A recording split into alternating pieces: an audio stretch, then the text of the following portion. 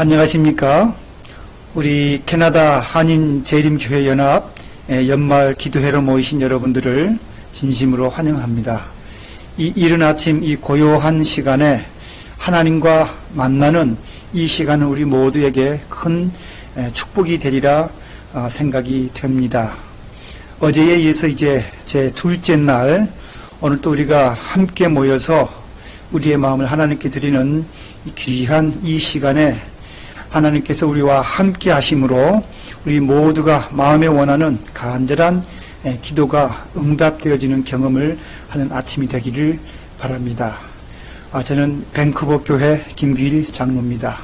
이제 우리 시작하는 기도는 밴쿠버 교회 우리 이혜수 장로님께서 시작 기도 인도하시겠습니다.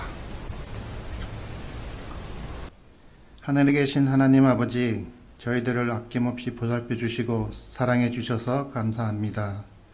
2020년 한 해가 다 지나가면서 이 온 세상은 코로나 바이러스 때문에 혼란스럽고 두려움에 빠져 있는 상태입니다. 그러나 저희들은 오직 주님의 재림의 목표를 삼아 살아가는 저희들을 위해서 이렇게 연말 연합 기도주의를 마련해 주셔서 진심으로 감사를 드립니다.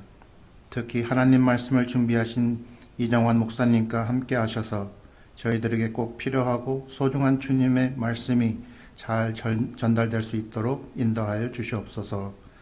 하나님 말씀을 읽어보고 연구하여 이 혼란스러운 세상에서 살아갈 때 저희들에게 재림의 징조에 대해 다시 살펴볼 수 있는 귀한 시간이 될 수 있도록 기원합니다.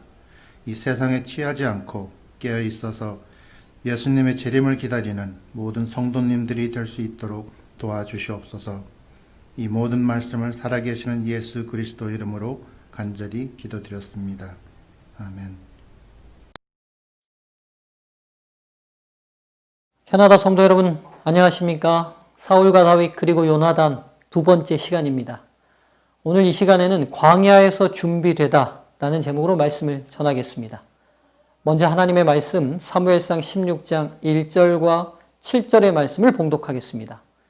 여호와께서 사무엘에게 이르시되 내가 이미 사울을 버려 이스라엘 왕이 되지 못하게 하였거늘 내가 그를 위하여 언제까지 슬퍼하겠느냐.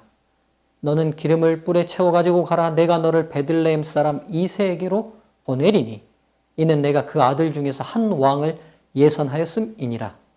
여호와께서 사무엘에게 이르시되 그 용모와 신장을 보지 말라. 내가 이미 그를 버렸노라. 나의 보는 것은 사람과 같지 아니하니 사람은 외모를 보거니와 나 여호와는 중심을 보느니라. 하나님께서는 사울을 대신할 새로운 왕을 통해 새로운 시대를 준비하고 계셨습니다.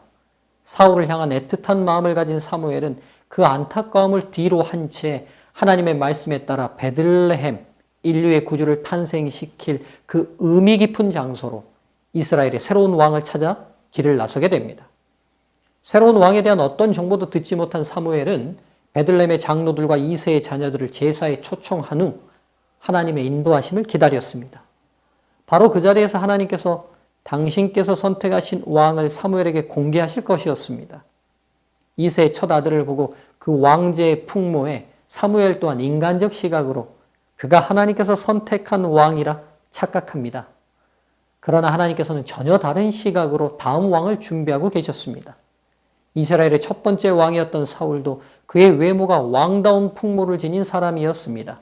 기골이 장대하고 전장의 선두에 서 있을 때 모두가 믿고 따를 수 있는 강인한 군주의 위엄을 갖추고 있었습니다. 당시의 백성들이 원하던 왕의 외형에 가장 적합한 인물이 바로 사울 왕이었습니다. 그러나 왕다운 외모가 진정한 왕의 자질과 동일할 수 없다는 사실을 하나님께서는 이스라엘 모든 백성들에게 사울을 통해 교훈을 남기십니다. 그리고 다음 왕은 왕다운 외모가 준비된 사람이 아니라 내면이 준비된 사람을 찾으셨습니다. 사무엘 선지자조차도 외형을 보고 판단하는 시각의 한계를 벗어나지 못한 채 다음 왕을 선택하는 자리에 오게 되었을 때 하나님께서는 본인의 분명하신 의중을 표현하십니다. 사람은 외모를 보거니와 나 여호와는 중심을 보느니라. 그때 사무엘에게 하신 하나님의 이 말씀은 오늘날 저희가 어디에 중심을 두고 살아야 할지에 대한 분명하고 확고한 기준을 제시해 줍니다. 마음의 아름다움, 품성의 고상함, 사상의 고결함, 무아의 정신, 이런 내적 가치가 하나님께서 보시는 판단의 기준임을 저희는 분명히 기억해야 할 것입니다. 이제 이 분명하신 하나님의 선택의 기준으로 볼 때 오늘 잔치에 참석한 어느 누구도 합당한 사람이 없었습니다. 그리고 마지막으로 양떼를 돌보기 위해 참석하지 않았던 이새의 막내 아들 다윗이 인간의 모든 내상을 뒤로 한 채 사울을 대신할 다음 왕으로 선택되게 됩니다. 참으로 하나님의 선택에는 역설적인 면이 존재합니다. 장차 다음 왕으로서 최고의 지도자가 되기 위한 수업을 성실히 받은 고귀한 신분의 사람이 아니라 왕과는 전혀 어울릴 것 같지 않은 광야에서 양을 치던 목동을 선택하시니 말입니다. 광야의 목동 다윗은 어떻게 하나님의 선택된 왕으로 준비될 수 있었을까요? 이제 그가 하나님의 섭리에 따라 왕으로서 준비되는 과정을 찾아가 보도록 하겠습니다. 다윗이 골리앗과의 싸움에 임하기 전 사울 왕에게 했던 고백은 그가 광야에서 어떤 준비가 되었는지를 증거하고 있습니다. 사무엘상 17장 34절에서 35절입니다. 다윗이 사울에게 고하되 주의 종이 아비의 양을 지킬 때 사자나 곰이 와서 양떼에서 새끼를 움키면 내가 따라가서 그것을 치고 그 입에서 새끼를 건져내었고 그것이 일어나 나를 해하고자 하면 내가 그 수염을 잡고 그것을 쳐 죽였었나이다. 이 말씀을 통해 광야에서 양을 치던 소년 목동 다윗이 어떻게 그 일에 임하였는지 분명히 알게 됩니다. 팔레스틴 땅에서 목동으로서 사는 것은 결코 쉬운 일이 아니었습니다. 푸른 풀밭과 물이 부족한 지형으로 인해 양을 친다는 것은 고단함을 감당해야 하며 부지런하지 않으면 결코 할 수 없는 일이었습니다. 그뿐 아니라 굶주린 광야의 맹수로부터 언제나 양을 지키는 것은 쉽지 않은 일이었으며 때로는 양을 지키다 자신이 맹수에게 공격당할 수도 있는 위험한 일이었습니다. 그래서 감당할 수 없는 맹수의 공격에는 양을 버리고 도망가는 목동들조차 있었습니다. 그렇게 도망하는 것이 현명할지도 모를 일입니다. 그러나 다윗은 양을 위해서는 겁을 모르는 용기의 사람이었음을 알게 됩니다. 그는 양떼를 지키기 위해서는 어떤 맹수도 무서워하지 않았으며 끝까지 추격해서 양을 구하고 마는 집념에 넘치는 충성의 사람이었습니다. 양을 위한 용기와 책임감이 넘치는 충성의 자질은 백성을 위해 어떤 적도 두려워하지 않고 백성을 위해서는 어떤 책임도 감당하는 충성된 군주의 자질과 일치되는 것이었습니다. 어떤 사람도 보지 못했던 다윗의 내면의 아름다움을 하나님께서는 보셨던 것입니다. 하나님께서는 목동 다윗을 양을 돌보는 일을 통해 이스라엘의 왕으로 준비를 시키고 계셨다는 사실을 알게 됩니다. 어느 누구도 생각하지 못했던 방법으로 하나님께서는 위대한 왕을 길러내고 계셨던 것입니다. 성도 여러분, 저희에게 주어진 일들을 저희는 어떻게 임하고 있습니까? 지금 여러분이 하시는 그 일을 통해 하나님께서 당신의 계획을 준비하고 계신다는 생각을 해보셨습니까? 셰익스피어가 어느 날 식당에 들어가 밥을 먹고 있었습니다.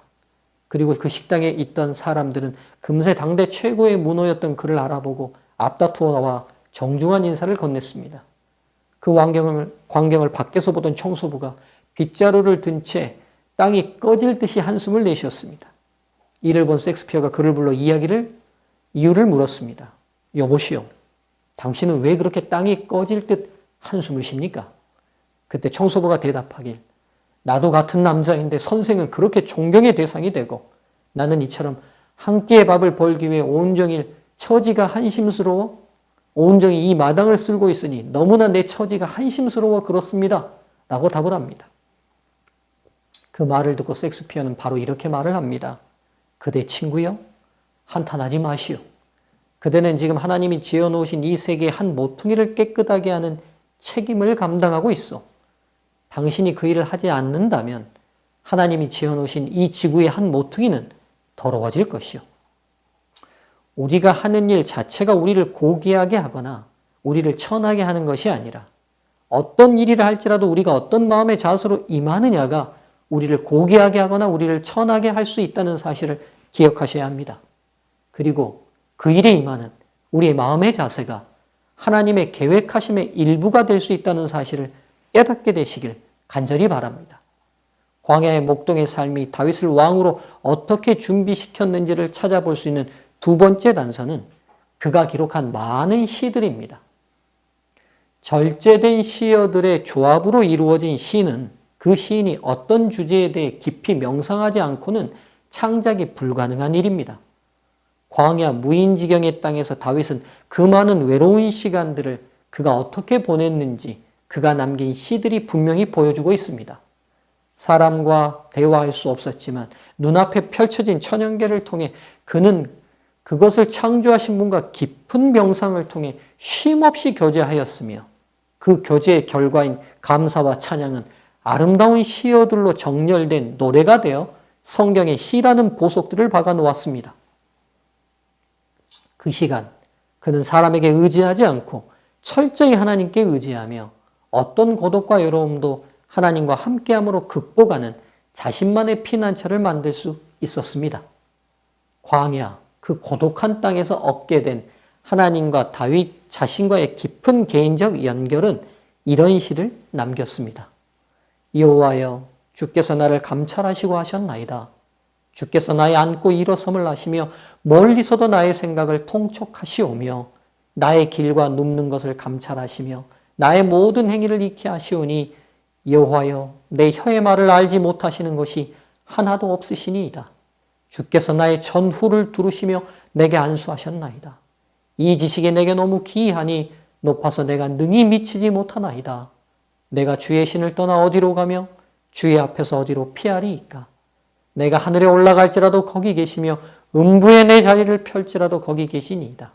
내가 새벽 날개를 치며 바다 끝에 가서 거할지라도 곧 거기서도 주의 손이 나를 인도하시며 주의 오른손이 나를 붙드시리이다.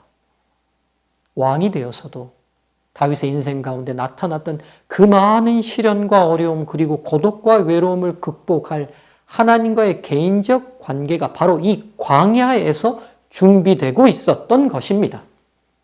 다윗을 향한 하나님의 섬세하신 준비의 손길이 놀랍기만 합니다. 성도 여러분, 지금 외로움과 고독한 장소에 혹 계십니까? 그렇다면 그곳은 지금 하나님과의 깊은 교제를 위한 장소이며 미래를 위한 준비된 장소임을 믿음의 눈으로 보시길 바랍니다. 바로 다윗의 광야가 지금 저희들의 눈앞에 놓여 있을 수 있다는 사실을 기억하십시오. 사람들에게 둘러싸여 바쁘고 분주한 나날들을 보내면서 하나님과 좀 더 깊은 교제를 나누지 못한 것을 만회할 기회가 온 것입니다. 하나님의 말씀을 좀 더 충분히 명상해 볼 시간이 주어진 것입니다. 나만의 찬양과 감사를 노래로 표현해 볼 창작의 시간인 것입니다. 저희 각자가 만난 그 하나님을 위한 개인의 찬양들이 저희들이 있는 이곳 저곳에서 울려 퍼지길 소망해 봅니다. 오늘 저희는 이 시간 광야의 목동 다윗이 어떻게 왕으로 준비될 수 있었는지를 살펴보았습니다. 인간이 생각지 못한 그 장소와 그 일을 통해 하나님은 다윗을 준비시키시고 계셨다는 섭리를 보게 되었습니다. 목동, 그 고단한 일을 통해 용기와 충성의 사람으로 다윗은 준비되고 있었습니다. 광야, 그곳의 외로움을 통해 하나님과의 깊은 교제와 명상으로 다윗은 하나님의 사람으로 준비되고 있었습니다. 성도 여러분, 저와 여러분이 오늘 다윗의 준비를 통해 저희들이 하는 일과 저희들이 있는 장소를 보는 믿음의 눈을 뜨게 되시길 간절히 바랍니다. 지금, 오늘 저희는 하나님의 계획하심에 따라 준비되고 있는 사람들입니다. 그 하나님의 섭리를 믿고 저희의 내면을 아름답게 갖고 나가시게 되길 간절히 바라며 오늘의 말씀을 마치겠습니다. 감사합니다.